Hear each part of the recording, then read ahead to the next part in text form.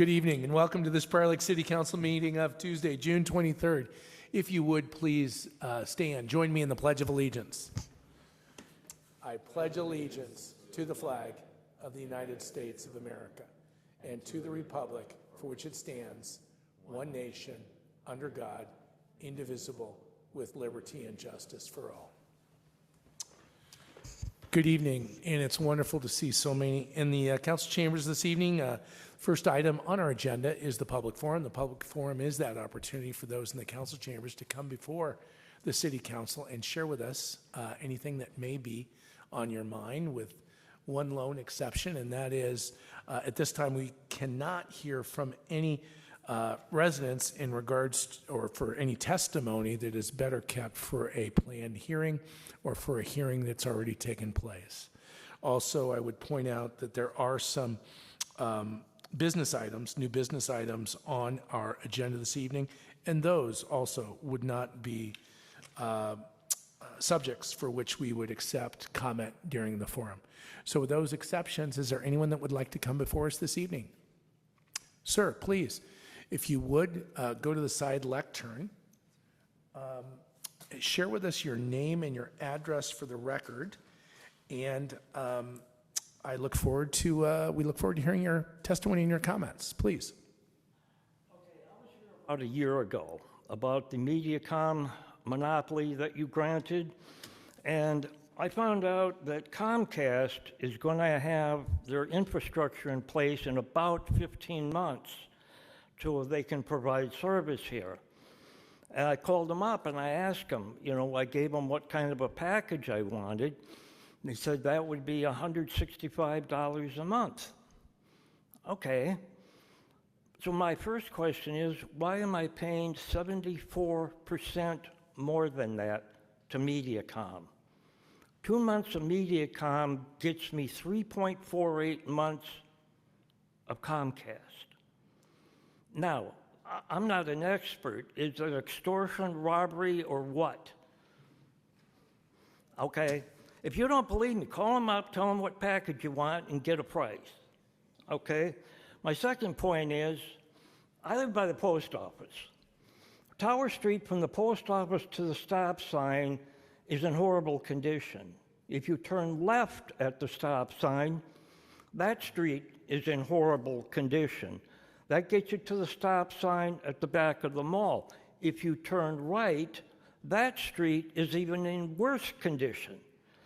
Can I reasonably expect these streets to be repaired by the end of summer? If not, why? If not, when? Thank you. Thank you so much for your testimony, and we'll go ahead and save and see if there's any additional comments for forum before addressing some of your points. Anyone else like to come before us for the forum? Seeing none, we'll go ahead and conclude the forum. If I could, Manager Waddell, if you would maybe address, and council, if you want to have any comments. First, let's address cable and or fiber providers in City of Prior Lake, and then maybe take on the road issue second. Thank you, Manager Waddell. Thank you, Mayor and council members of the audience. So thank you for the feedback on Comcast and their costs. As the city, we've heard from our residents, and you mentioned you were here last year asking about additional options for internet, which Nuvera in the last 2 years have run new fiber optic throughout the city, so now Nuvera is an option for a lot of folks. Comcast will now present a third option, which is good. As a city, we don't necessarily dictate what they charge residents for their services, but having 3 providers now, you can already see the competition happening. I live in town, and I get notices in my mailbox probably once a week from Mediacom about their new lower rates for television and internet, and I think it's largely due to the fact that they now have to compete with Nuvera and Comcast. So that's what we can do as a city, is try to encourage additional providers to come to town and provide options. The pricing is it's it's the kind of the free market, and it's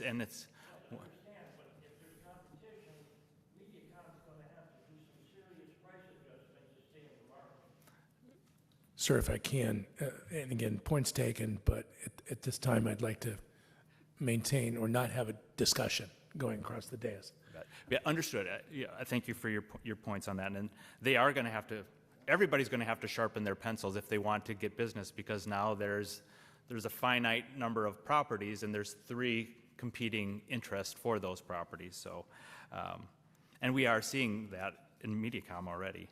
And related to the streets, we just literally sat down with the city council an hour before this meeting to review our capital improvement plan, which is where we plan out, in looking out 5 years, on which streets we've identified for improvements. We look at the city as a whole. We try to maintain a certain level of quality and rides. So we rate all of our streets every year on a system of scale of 0 to 100, 100 being a brand new perfect street, and a 0 would be a street that's completely falling apart. And we try to average about a 70 across the city system as a whole. And then we allocate the funds we have out of our tax levy each year to do pieces of that system when we can. This year we're focusing on the Northwood Road neighborhood, so if you've been over there, you've seen that we've got that road all torn up. The roads you identified, I don't recognize as being in our 5-year plan, but I will talk to our Public Works Director, and we can, when we evaluate them again this year and we rank doing that scale of 0 to 100, we can certainly take a look at that one again and see where it fits in the timing and how it compares to the needs we have elsewhere in the city, and see if it rises as a priority. But I can't tell you we're going to get it done this year. And Manager Waddell, I think it's Village Park and Tower were the 2 streets for you to take By a the look. post office. By the post office. And Tower Yep, Street. Yep. Yep. And again, all I would add, and Council, I don't know, the roads, there are roads in our community that are in serious need. I don't disagree, sir, that although I don't drive it with the frequency you do, we wish we could get to greater than 10 miles a year, right?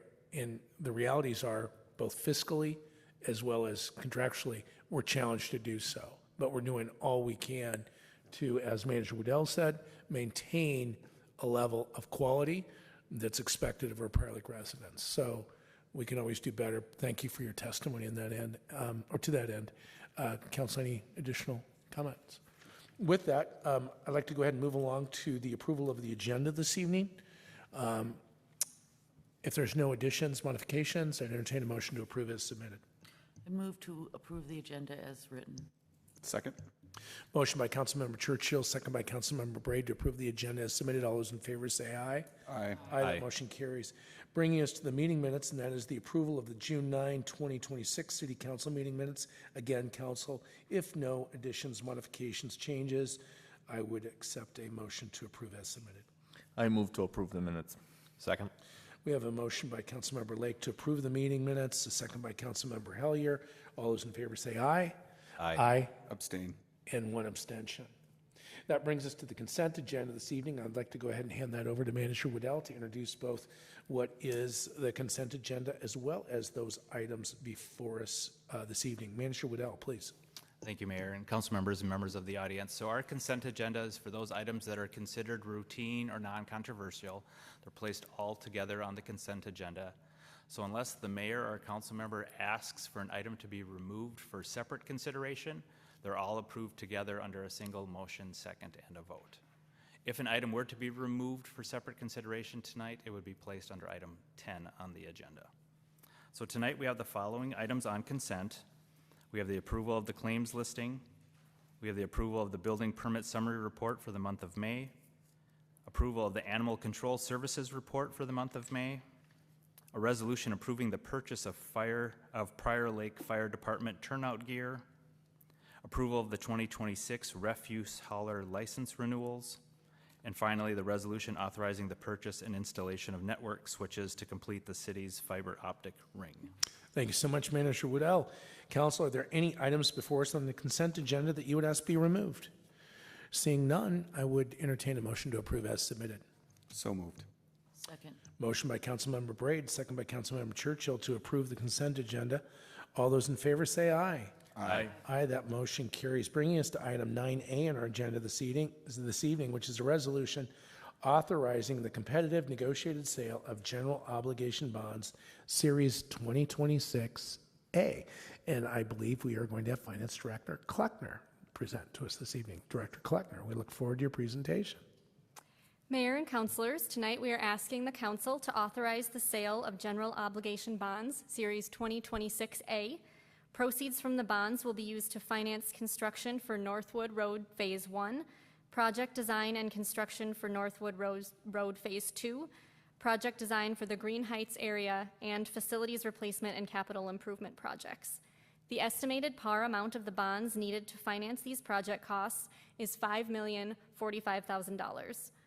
For the next steps in the bonding process, the city will use a competitive sale process to solicit proposals from underwriters, and on July 28th, the city will receive bids from interested underwriters and the low bid will be determined.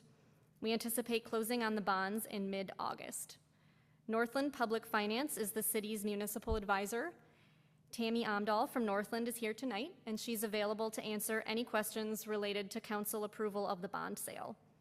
After any questions are answered, I would ask for a motion to adopt a resolution authorizing the sale of the general obligation bonds, Series 2026A. Council, any questions for Finance Director Kleckner? Councilmember Braid, please.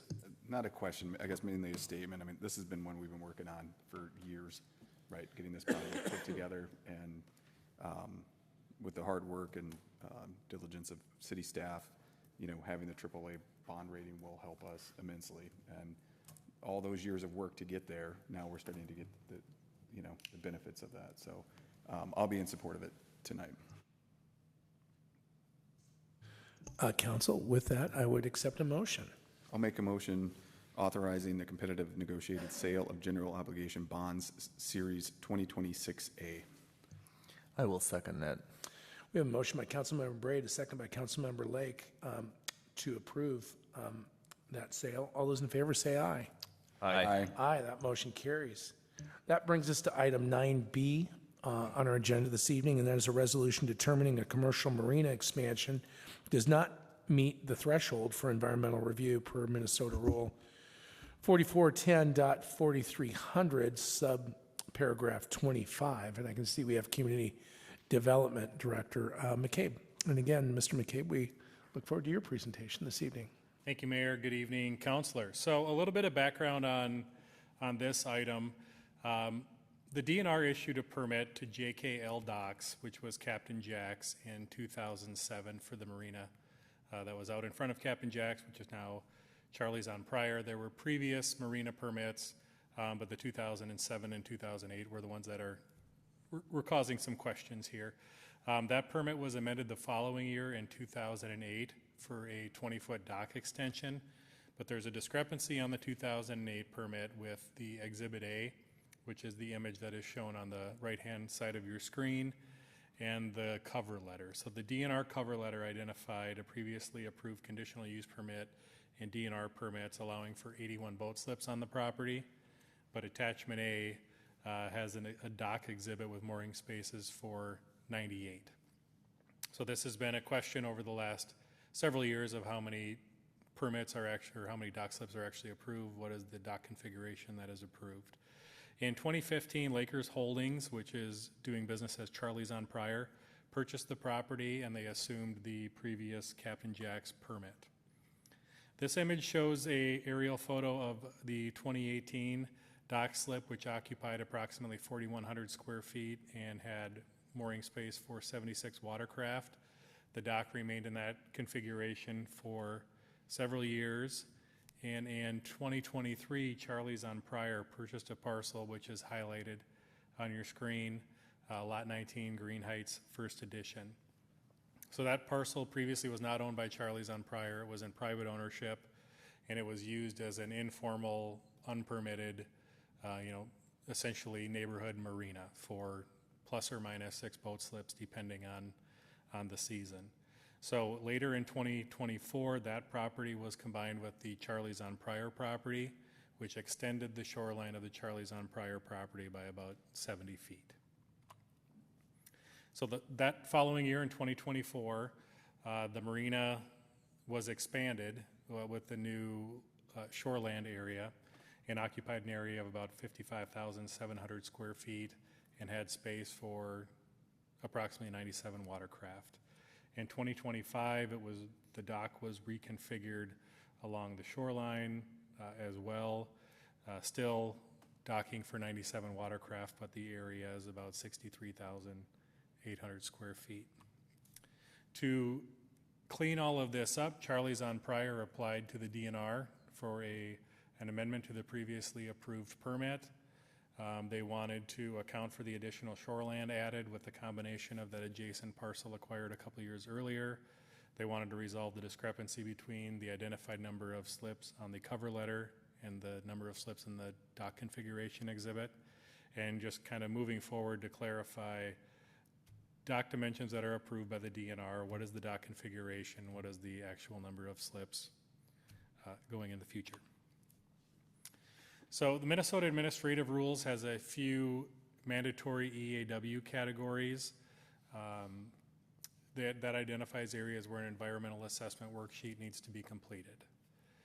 There is a category related to marinas, which is subpart 25, and that language relates to construction or expansion of a marina that results in a 20,000 or more square foot new marina or addition used for docking or maneuvering of watercraft. And in those instances, the City of Prior Lake is the responsible government unit approving and monitoring the EAW. The mandatory EAW categories also includes language that has a 3-year look-back rule, essentially stating that if a project is an expansion of an existing project, the cumulative total must be included if construction was begun within 3 years of the date of application, which is not the case here.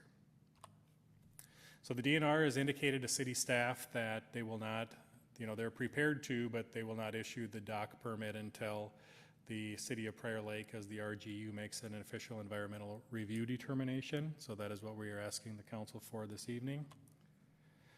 Staff did discuss this with our EAW consultant at WSB, and neither city staff nor the WSB consultant feel that this project would require an EAW. And that's kind of based on the 3 bullet points below. The first one is the available area photographs show that the marina expansion from 2018 to 2025 does not meet that 20,000 square foot threshold for a mandatory EAW. And even if it did, the 3-year look-back rule exempts this expansion from a mandatory EAW, as that expansion has been in place for greater than 3 years. Staff also notes that the acquisition of the adjacent parcel that had historically been that private docking facility and incorporating that with the Charlie's on Pryor parcel, along with the private investment that Charlie's on Pryor made in that shoreland restoration, it's an improved environmental condition now compared to when this parcel was acquired by Charlie's in 2015. So city staff is recommending the council, as the responsible government unit, approves a resolution determining the commercial marina expansion at Charlie's on Pryor does not meet the threshold for environmental review, and the city will not order an environmental review or an EAW. And I would be happy to take any questions from the council. Director McCabe, thank you so much. Council, any questions from Mr. McCabe? Councilmember Braid. Director McCabe, thank you for your detailed report. When it comes to boat slips in Prior Lake, we know that that gets people's attention, right? And this is one kind of going through it and talking about, the environmental assessments and what we would have to do. Clearly, that doesn't meet that threshold. So this seems pretty straightforward to me tonight, based on the information that you presented, that, I'll be in support of the resolution tonight. Councilmember Hellier. Just out of curiosity and really for the record, what if a review was to happen, what does that look like? Do you know how long that would take? Just curious on what the details are on those. Counselor Hellier, I have not been involved with an EAW on a marina, so I'm not exactly sure, but generally an EAW is going to be 6 months minimum to 9 months. I am not sure in this case what they would find, so ideally an EAW is a first step, a study of a larger area, and then the results of that study will indicate if there's any potential for environmental impact, which would then require an EIS be completed as kind of a second step. In this case, I believe this project would be exempt from an EIS anyway because these improvements have been in place for longer than 3 years. So it is not clear in my mind what the purpose of the EAW would be. But I'm sure, they would look at, lake bed and habitat and, fish spawning areas and different things like that. But if there were any environmental impact, it would have happened in 1974 probably when the first marina went in this area. Great, thank you. Mr. McCabe, if I can, first a comment. Of course, it's the DNR that provides permit for this marina. DNR has full oversight over this marina. I'm curious, in statute, if you can make a comment how it comes to the city council for this item relative to the determination of if indeed, so that's question one, right? Just from a statute perspective. The other piece is there's certainly mandatory if greater than 20,000. This does not hit mandatory. So if not mandatory, what would the other category be? Discretionary? So if you could, comment on both of those items, the first being Sure. preferred. Yep. Mayor, well, it's fresh in my mind. Maybe I'll start with the second part first. So yes, the council could order a discretionary EAW if they didn't feel it met the mandatory category. And this permit is managed and administered by the DNR because it's classified as a commercial marina. So the city of Prior Lake has 2 commercial marinas, one being Naughty Oar, one being Charlie's on Prior. And those are marinas that provide 2 or more ancillary services in addition to docking. So restaurant, fuel storage, boat repair, bait, those types of things constitute a commercial marina. The DNR previously regulated all marinas greater than 6 slips, and in the early 2000s decided they didn't want to be in that business any longer, so they passed those permits back to the city for administration other than commercial marinas. And this is before the council this evening because the council is the responsible government unit, the RGU, for EAW administration. So the council action tonight is not weighing in on the permit that the DNR is considering for Charlie's. The council's not approving configuration or number of slips. The council's only being asked to make this environmental determination for the EAW. Excellent. Thank you so much. Councilmember Churchill. What would the cost of an EAW be to the city? There would not be a cost to the city. It would be a pass-through cost from the applicant who would cover the fee from our consulting engineers. Any additional questions or comment? If none, I would entertain a motion on this item. I'll make a motion to approve a resolution to determine a commercial marina expansion does not meet the threshold for environmental review per Minnesota Rule 4410.4300, subchapter 25. Second. We have a motion by Councilmember Braid and a second by Councilmember Churchill. All those in favor say aye. Aye. Aye. That motion passes, bringing us to item 9C this evening, which is a resolution approving an amendment to the 2040 City of Prior Lake Future Land Use Map, ordinance amending the official zoning map, resolution approving an easement vacation, resolution approving, it's a lot of resolutions, Casey. That's 5. Resolution approving a negative EAW declaration, ordinance approving a preliminary plan unit development plan and PUD overlay district for development to be known as Marlow Ridge, and a resolution approving a preliminary plat for Marlow Ridge Second Edition. Community Development Director McCabe, we look forward to your presentation. Now I know what you do with the consent agenda, Jason. Thank you, Mayor, Council. I will try to make sense of all of these items as we go through. the request. The applicant in this case is Pulte Homes of Minnesota, and they are proposing a development on property currently owned by Veerling Family Limited Partnership. As the mayor mentioned, the council is being asked to consider approval of one ordinance and 4 resolutions. They are related to an EAW negative declaration, similar to the last item, but in this case, an EAW has been completed.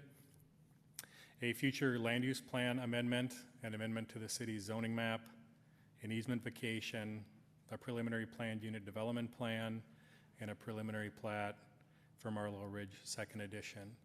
All of these items relate to a 262 lot proposed development that would be low and medium density residential on the highlighted portion of property on your screen.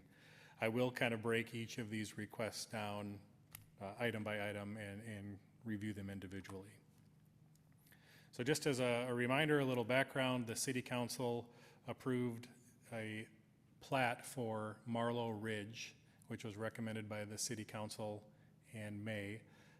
This was an outlot only plat, and what this plat did is it took what was previously one large, roughly 165 acre parcel and created 3 separate parcels, outlots A, B, and C.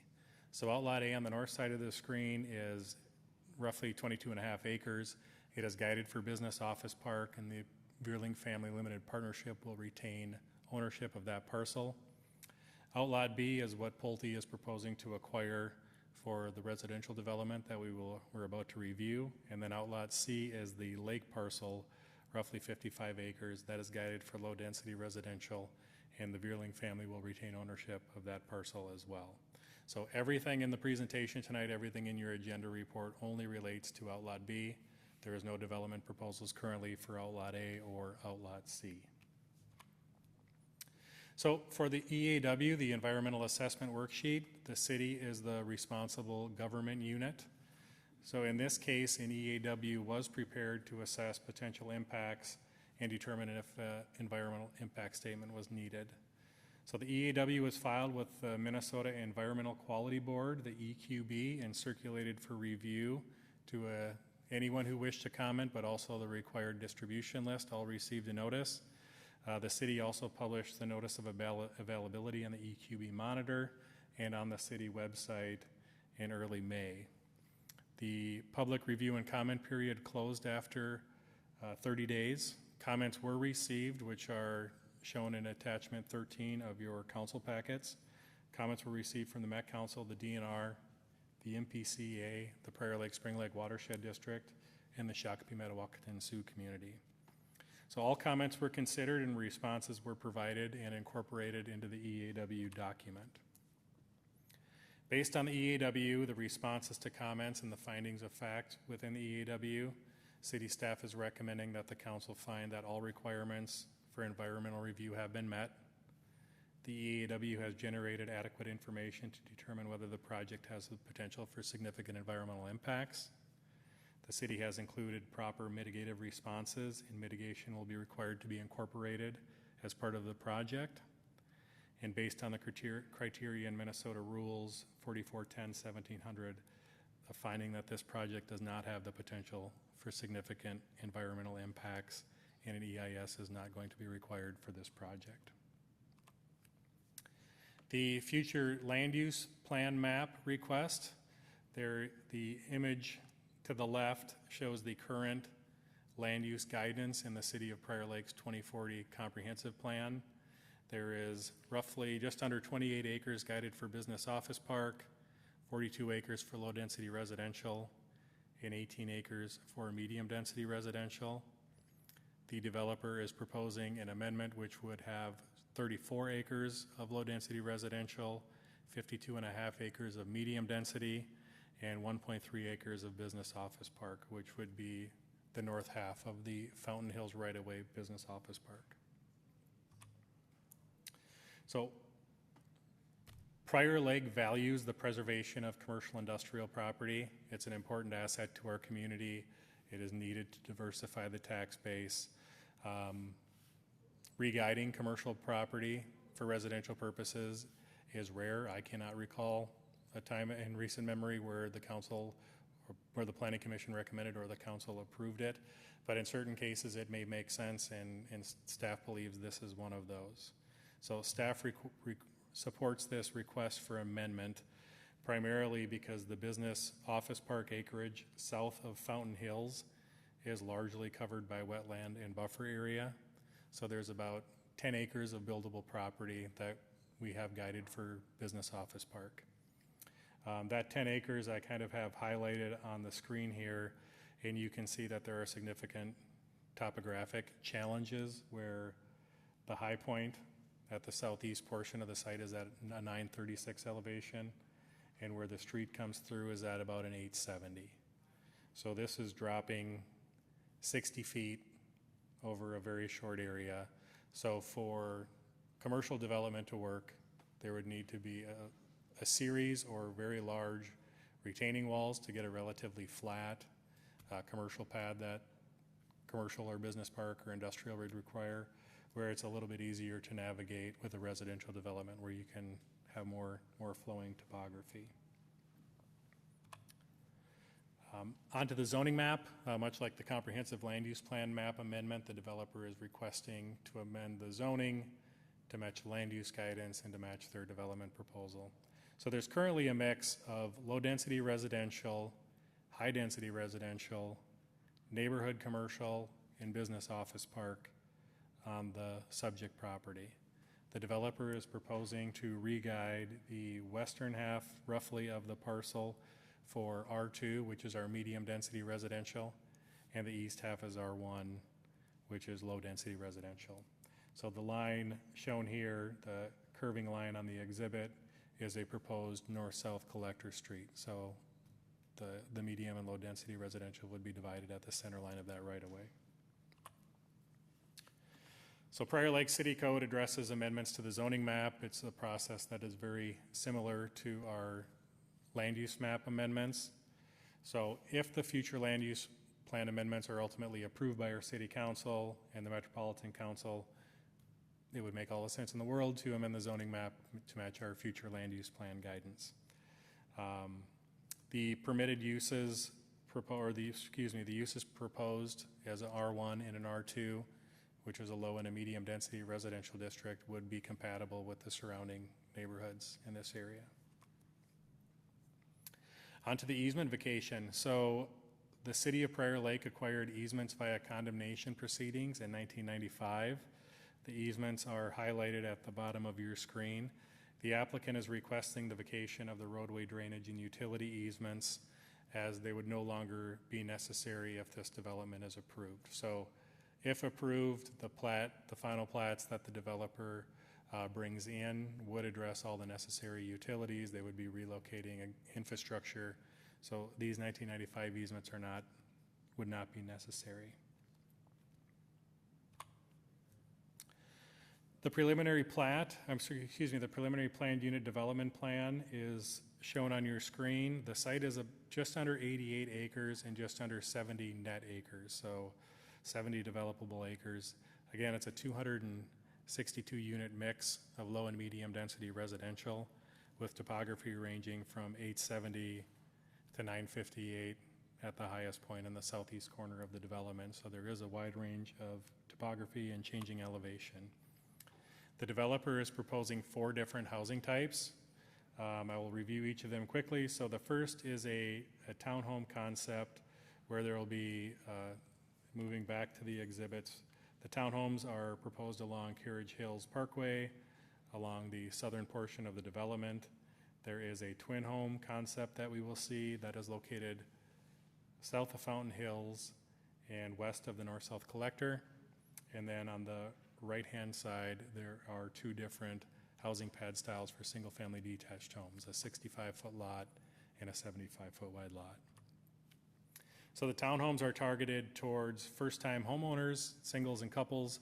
They have 3 different floor plans. The units range from 1,800 to 2,000 square feet, and these are proposed in 4 and 6 unit attached buildings along Carriage Hills Parkway. The single-family detached homes, these are some images of a home that they would propose for the 65-foot wide lots, 5 different floor plans, 2,500 to 3,300 square feet, excluding basement areas. There's a larger, kind of a more move-up or executive single-family detached home style for a 75-foot lot. These would be 3,000 to 3,500 square feet, again excluding the basement square footage. And then they also have a twin home project. So the twin homes are geared towards a 55-plus audience, a 1,600 square foot unit. These would be HOA-style units with mowing and snow plowing provided. And then there's also a private shared park within the development that we will see in a little bit. The PUD plan has 4 wetlands on the property. The largest, obviously, is the one to the west. It's 13.4 acres, and then there's 3 others that total 0.5 acres combined. So the developer is proposing to impact 2 acres of wetlands, primarily due to the construction of Fountain Hills, which needs to be located in this area because that's where it lines up with the adjacent intersection. And then there's a few smaller wetlands. There's a pond proposed in this corner, and then these would be impacted with construction. All of the proposed impacts will comply with the Wetland Conservation Act requirements. It would be reviewed by the Technical Evaluation Panel. And then they're also proposing at the Prior Lake Spring Lake Watershed District's request to work with the Watershed District to improve the quality of the large wetland here. And that'll be done through bringing additional stormwater that direction and raising the elevation of the wetland. And with the additional depth, that would allow for a future phosphorus treatment to control sediment at the bottom of that wetland instead of currently discharging downstream into Pike Lake. So the overall density, so the low density residential area, which is highlighted in pink on your map, our comprehensive plan has a minimum 2.5 and a maximum 3.9 unit per acre standard for our low density residential district. Medium density residential is 4 units to 7.9 units per acre. So the developer in this case is proposing 262 units on just under 70 acres of developable property. The overall density is 3.75 units per acre. The low density area is 2.64 units per acre, which is just above our low density minimum, and the medium density is proposed at 4.7 units per acre, which is above our minimum of 4. So both the low and the medium would comply with our standards. Setbacks, so the center column is our standard R1 and R2 zoning setbacks, and the far right column is what is proposed. So the developer is asking for a decreased setback in the front yard from 25 feet to 20 feet. And that is primarily related to a change in our public works standards for right-of-way requests for a development like this. So we previously worked with the developer in the Trillium Cove neighborhood. At that time, a 50-foot right-of-way was what was requested. Now we're requesting a 60-foot right-of-way. So the feel from the curb it'll feel like a traditional 25-foot setback from the house to the curb, but it will only be a 20-foot front yard. Side yards, they're requesting a 7.5-foot side yard requirement as opposed to the standard 10. Rear yard is proposed to remain at 25, and then the side yard abutting a street, much like the front yard requirement, is being requested from 25 down to 20 feet. Several stormwater plans, stormwater ponds throughout, biofiltration basins and ponds. So these will accomplish the rate and volume control necessary for this development. The stormwater management plan will decrease the peak discharge rates below the existing conditions in a 2-year, a 10-year, and a 100-year storm event. So with the ponding in place, the engineered plans indicate that it will be a better situation following development than it is currently for discharge rates. Tree removal, this is a lot of numbers, so I'll go through it quickly, but there's roughly 4,500 caliper inches of trees on the site. The developers are allowed to remove 35% of those trees without replacement. Anything over and above that, they need to replace at 1/2 caliper inch per inch removed. They're also receiving a credit for preservation of heritage trees, which they receive a 2 times credit.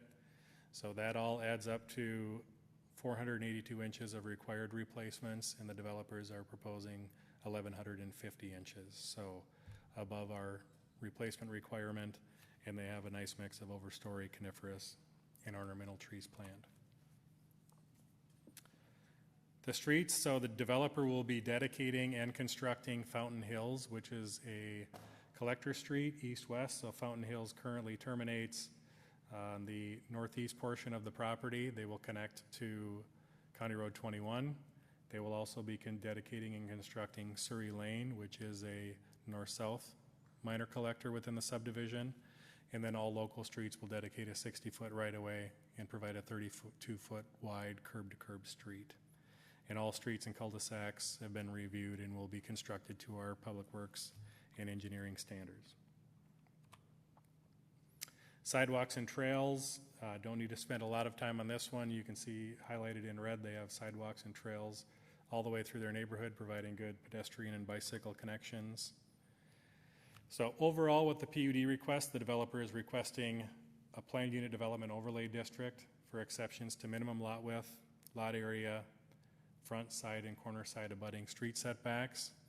The developer is proposing public benefits that include enhancing a large existing wetland on the property, additional trail and sidewalk connections, the construction of 2 important collector streets, and also providing a variety of housing options at varying price points to serve current and future Prior Lake residents. The developer will also be, through the final plat process, be contributing towards a future County Road 21 and Fountain Hills intersection improvement. The preliminary plat is so this is a multi-phase development. The lots that you see highlighted in the bottom center of your screen are what is proposed for phase 1. So phase 1 would be the Fountain Hills right-of-way, the Surrey right-of-way, so the 2 main collectors, and the developments adjacent to Surrey. The developer is proposing to start the project along the southern property line because that area has all 4 of their housing products. So by building down here, they can build both single-family detached models, they can build townhomes, and they can build twin homes and begin marketing them as soon as possible. Sanitary sewer is available and will be extended south from Fountain Hills Lane into phase 1, and water will come up north from Carriage Hills Lane to serve phase 1. The density of the first phase is going to be just under 2.9 units per acre for the low density residential and about 4.8 units per acre for the medium density residential. Both are within the identified ranges, somewhat on the lower end. So 2.5 is our low end for low density and 4 is our low end for medium density. Public hearing comments. So there have been 2 public hearings held on this item already. The first one was again related to that outlot plat. So we were taking comments, but the intent was not to take comments on the actual development. And then there was a second public hearing held on June 1st.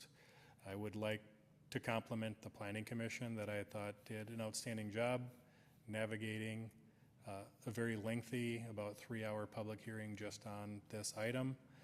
Also, the residents and adjacent property owners who spoke and raised very thoughtful comments and good questions. So I wanted to acknowledge that and run through these comments quickly so the council has a sense on what was provided from the neighborhood residents and how the Planning Commission and staff has responded along with the developer.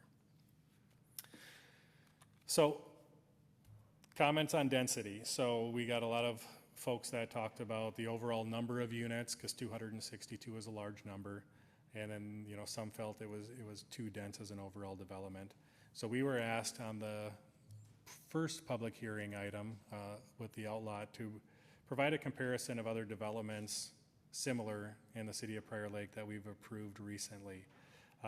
That was difficult because this property is a mix of business office park, medium density residential, and low density residential.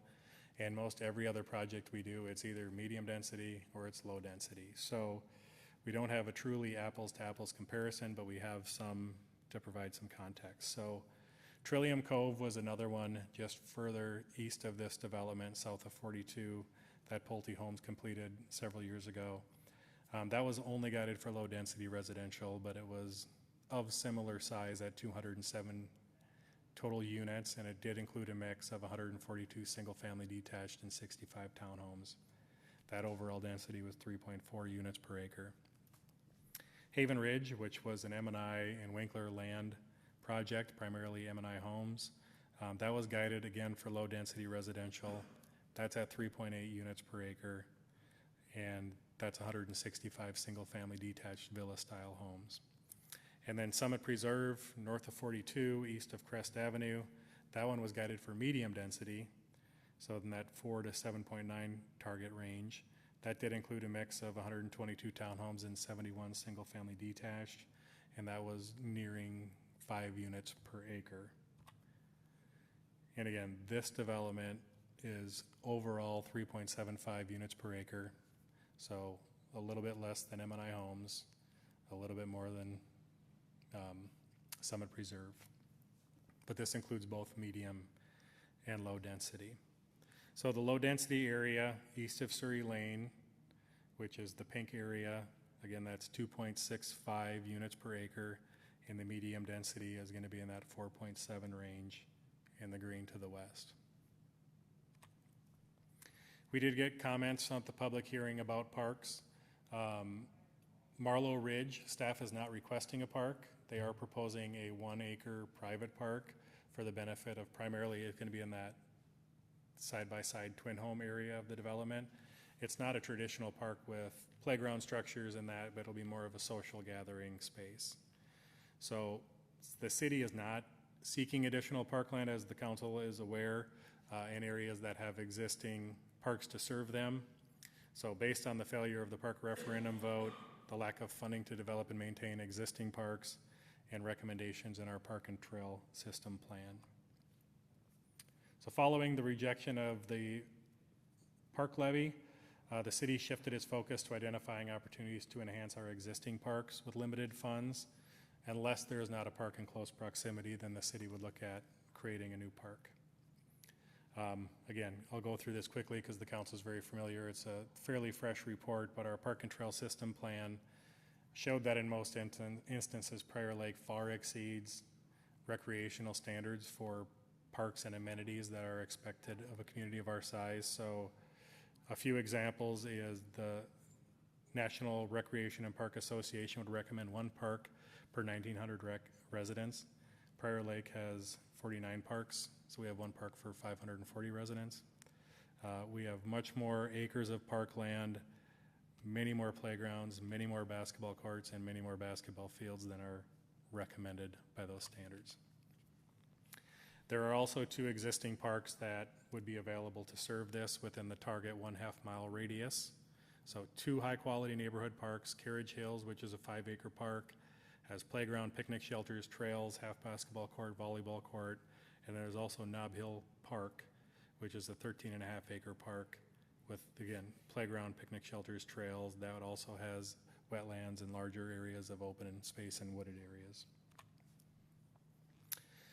Several comments on traffic. That's something the Planning Commission hears at almost every public hearing they do, no matter what the topic is that we can't handle the increased traffic, and we totally understand that comment.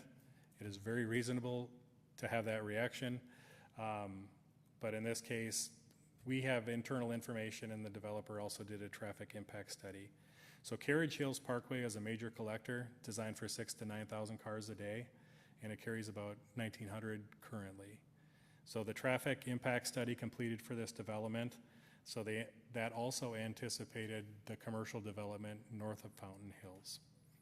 So that found estimated AM and PM peak hours for the residential development would not generate the need for any intersection improvements at this time. Those would come down the road when that commercial area develops. So, which is why, as a staff, we're proposing to collect escrow funding from the developer for this phase and then look to do the improvement when it's warranted in the future. Traffic concerns about safety at intersection. The traffic impact study did not identify any crashes at the Carriage Hills 21 intersection. I mean, I drive that, the council drives that. I'm sure, we're all, it's not, sight lines are decent, not great, and it does give you a pay attention feeling. So I understand that comment, but there was no accidents identified in the study. I'll quickly go through the level of service. So intersections receive a level of service based on how they flow, rated A through F, A being the best, F meaning the demand exceeds capacity. So the Carriage Hills 21 intersection is currently an AB during the morning and afternoon peak hours, and the traffic study included that in 2037, based on the residential development only, that intersection will function at an A and a B in the AM and an A and a C in the PM. Again, that study does note that assuming the full build out of the commercial area, that drops to an A to E in the PM hours, and that's when an intersection would be evaluated. Based on when future intersection improvements would be needed, that's going to be based on traffic warrants and under the 2030 and 2037 build scenarios, which assume that business office park is built, then traffic warrants will be met for intersection improvements. The speed of traffic was one that we heard a few times, that traffic goes too fast down Carriage Hills Lane, and then the assumption being more vehicles, more residents means more speed, but city staff has found that in most cases that is not the case. Additional development could potentially be a traffic calming measure. So the thought being vehicles, if you're driving next to a cornfield, are going to drive faster than you are if you're driving next to a neighborhood. So Prior Lake periodically conducts vehicle speed studies throughout the community. We did have a speed study completed of this area of Carriage Hills in 2025. So this is a 2-day study. Results are outputted in 15-minute intervals, and it found that the eastbound lane of Carriage Hills had 976 vehicles a day on average, with a peak volume of 43 in the afternoon on May 20th. The average speed was 37 miles an hour, which is 2 miles over the posted speed limit, but the 85th percentile speed, meaning where 85% of the vehicles are driving at or below, or was 41.84 miles an hour. So a little fast on the eastbound lane. The westbound was faster at 43.5 miles per hour with an average speed of 38. And again, a peak volume of 32 over a 15-minute time frame in the morning, which makes sense. Vehicles westbound in the morning and eastbound in the afternoon. But the higher speeds for the westbound traffic adjacent to the undeveloped property kind of coincided with staff's thought of vehicles drive faster when there's not a development around and they have better sight lines and there's not intersections and there's less room for danger. One of the comments that we got at the public hearing, the Planning Commission asked the developer to look at on-street parking and the townhome area of the development. So this didn't hold up their recommendation, but they asked the developer to look into it and see what they could do. So the developer provided this to staff showing the parking provided, private in garage, private on driveway, and public on street. So we require as a city 2 parking stalls per unit. We do not require them to be in a garage. We just require 2. So there's 4 per unit. And then they've showed a plan here with 60 on-street parking stalls for guests or someone visiting.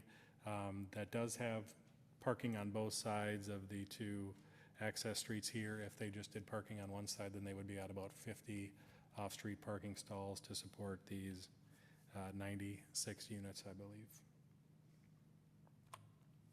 Another document provided by the developer was some sightline analysis. This was a comment raised during the public hearing. It's part of our standard review with their development anyway, but this is a document that they provided, which has been reviewed by our engineering staff to show that there's adequate sight distances at the intersections. I believe this is my last comment. I know the council's probably getting tired of listening to my voice, but we did get some comments and questions about what impact this development would have on the school district. So we did, request the school district provide us some comments on this one. We do meet, whether we have a development project like this or not, city and school district staff do meet annually to discuss what developments we're currently working on, what developments we see down the road. The school district is regularly reviewing housing data, forecasts. They have their own forecasting and demographic trends for their planning purposes. And they said their projections and their forecasts do anticipate a development of this size in this location.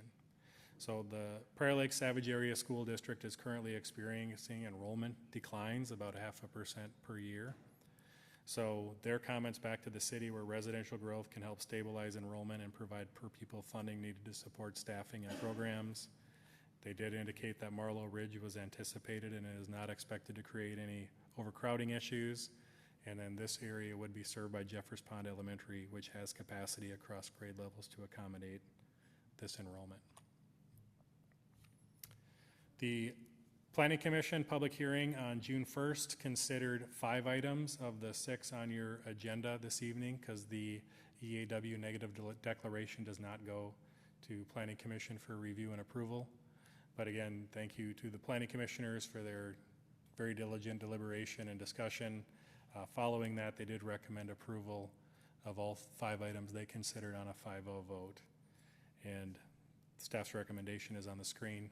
If the council has any questions, I'd be happy to take them. I do know the applicant is in attendance as well if you have questions for them. Thank you. Thank you so much, Mr. McCabe, for your very thorough presentation. Council, are there any questions you have of Director McCabe? Councilmember Braid. So in your presentation, Director McCabe, all the streets in here are public, correct? Correct. Okay. And when I was going through your very detailed report, so thank you. You walked us through a lot, and we covered a lot of ground. You know, this is an area that we've known was going to be developed for years and years and years, right? You know, things I like about the development is there is no park, as the city has 4 times the national average. I like that it is on the lower end of the density component of what we typically guide. I think that makes for really nice neighborhoods, and I like the mixture of the housing product where we're able to touch multiple demographics. If it's growing families or 55 plus, I think it's a really well done, and I think that Trillium Cove is a very well done development as well. I like the fact that the streets are public, so we're continuing to put the shovel down as it pertains to private streets with public infrastructure underneath it. I think that was real smart on city staff's part to say we're not going to continue to go down that road.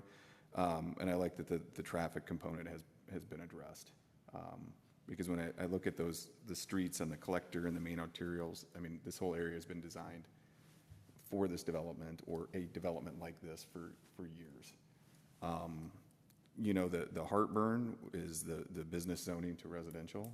And in 10 years, I've not done that once to my recollection. And I don't want developers or anybody to hear, or planning commissioners, that I would ever be in support of that, or my fellow counselors again, because I won't. But this makes sense in how you explained it on the last meeting, where you said, hey, we just kind of overlay it. We don't do all of the elevation to be able to determine what it is for each. Made a lot of sense for me, and that's how I got there.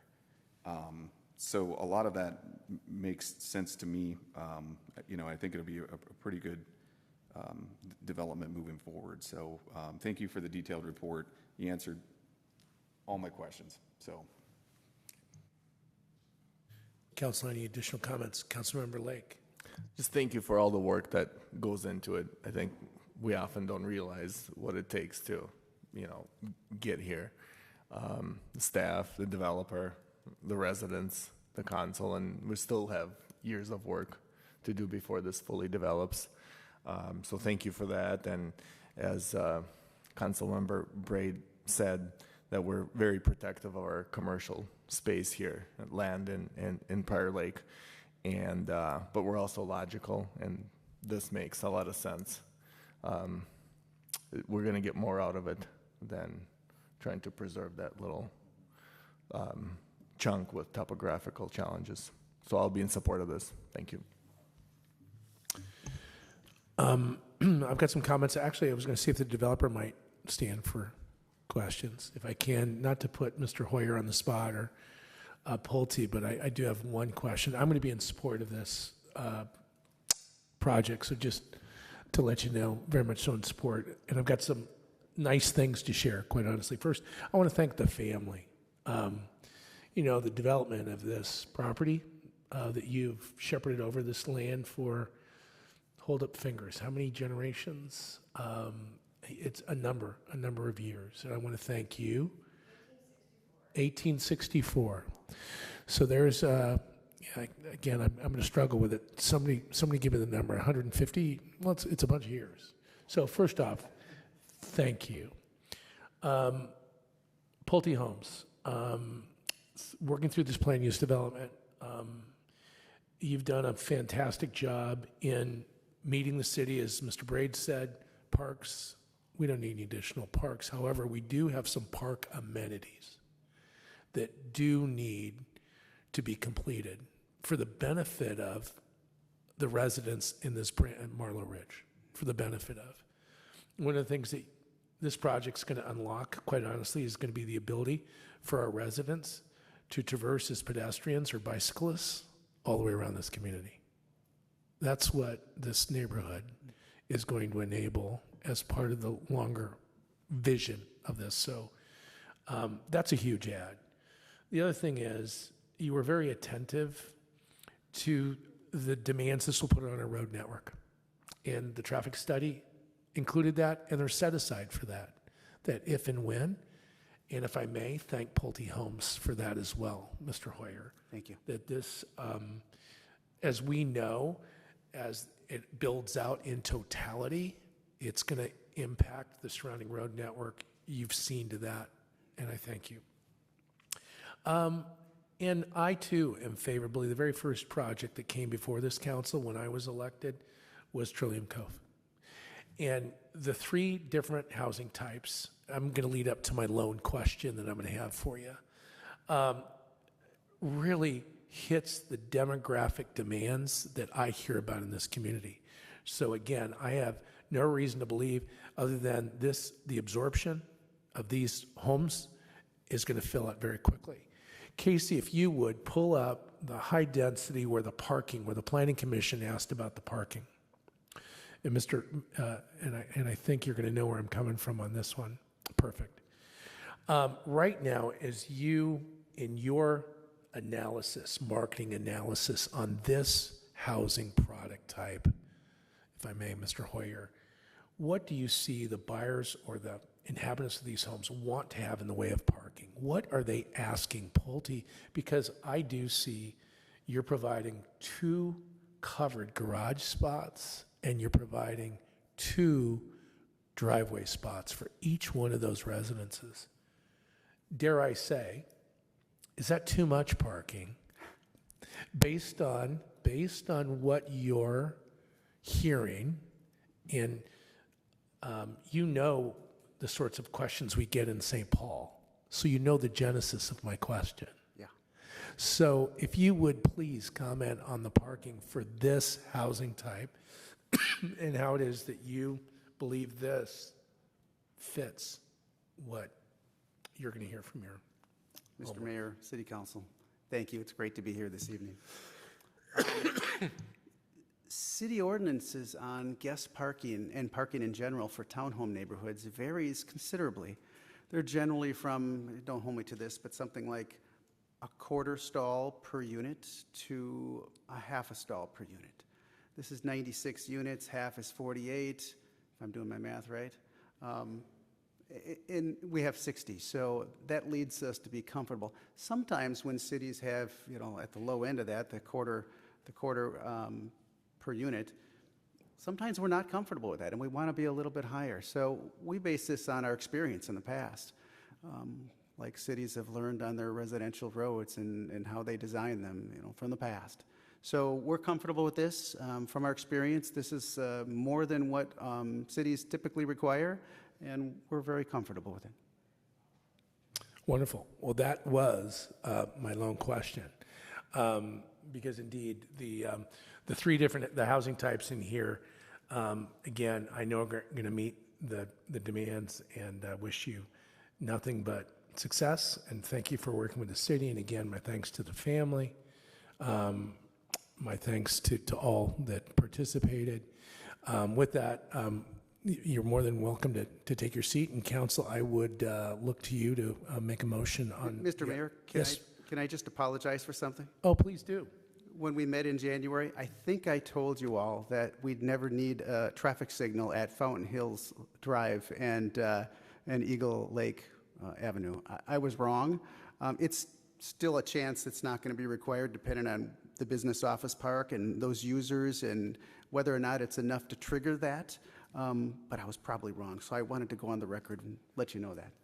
Well, first off, thank you for that. But I also know that you acknowledge that the demands in that area could be significant, and certainly we have a public safety amenity right there across the way. So I thank you for working through that with the city, and also for your acknowledgement this evening. Thank you, Mayor. Again, council, it's there in the boldface, and I have a sip of water before you start reading it. But there's the motion before us. All right.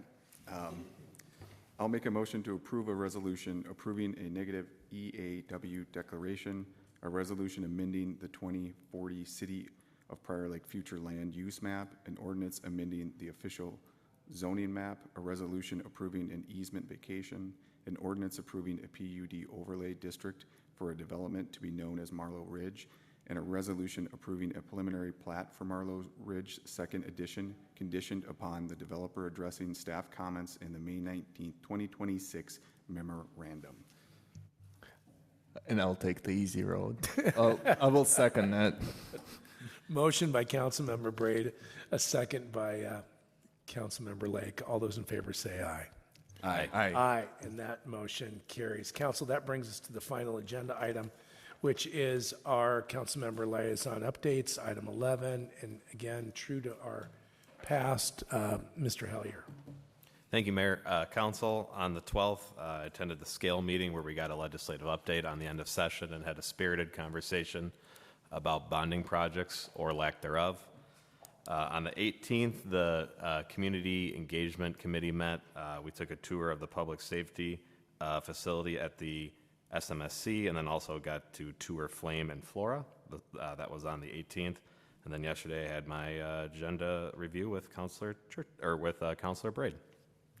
Thank you so much, Councilmember Hellier. Councilmember Lake. Thank you. On the 12th of June, I attended the SCALE general meeting as well. On the 17th, I attended the TAB executive committee meeting in St. Paul. And on that same day, the TAB general membership meeting in St. Paul. And on the 22nd, I had my agenda review, and that concludes my report. Thank you so much, Councilmember Lake. Councilmember Churchill. Thank you, Mayor. On the 12th, I attended the SCALE general meeting, and on the 13th, I participated in the Prior Lake cleanup dive of Upper Prior Lake. On the 16th, I had the Prior Lake Spring Lake Watershed District meeting. On the 17th, the MVTA met. I did not attend. And on the 22nd, I had my agenda review. Thank you, Councilmember Churchill. Councilmember Braid. Mayor, members of the council, enjoyed a little bit of time off. The EDA meeting was canceled in June. On 6/21, I attended the amphitheater soft opening. That's a heck of a venue out there and a nice amenity for our residents here in Prior Lake. So, and then I attended my agenda review with Council Heller on Monday. Thank you so much, Councilmember Braid. I have but one item to share, and that was I attended the SCALE general meeting last Friday, and of course my agenda review with City Manager Waddell. City Manager Waddell, anything you'd like to add? Yeah, thank you, Mayor and council members. Just to note that coming up on July 10th is our annual beach party at Sandpoint Park from 11 a.m. to 2 p.m., so always look forward to that. And then also just a note, for the month of July, historically, we've only had one council meeting in the month of July because one of the meetings usually falls very close to the 4th of July holiday. However, this year, with the calendar being what it is, our meetings fall on July 14th and 28th, so we will actually have two council meetings in the month of July. Thank you. I guess the only thing additional I'd like to add is just Councilmember Hellier Manager Waddell and I are heading off to the League of Minnesota Cities Annual Conference in Rochester tomorrow. So look forward to a productive meeting and looking forward to learning what's new on the city front. With that, we'd entertain a motion for that final item, item 13. I'll make a motion to adjourn. Second? Motion by Councilmember Hellier, second by Councilmember Braid to adjourn the meeting. All those in favor say aye.